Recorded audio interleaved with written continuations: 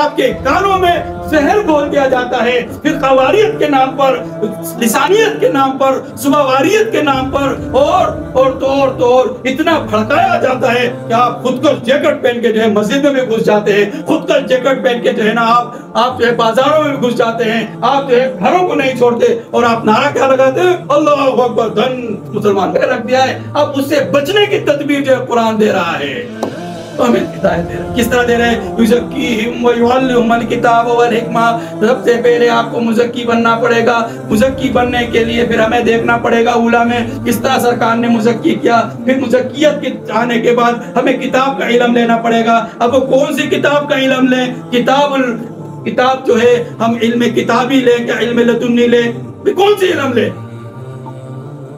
موسیٰ علیہ السلام تو وقت کے پیغمبر، شریعت کے حامل، سب کچھ ہونے کے باوجود بھی اللہ سے التجا کر رہے ہیں کہ اللہ مجھے علم رشد دے دے، علم لدنی دے دے، کہ اللہ میاں وہی کا سلسلہ بھیجنے والا۔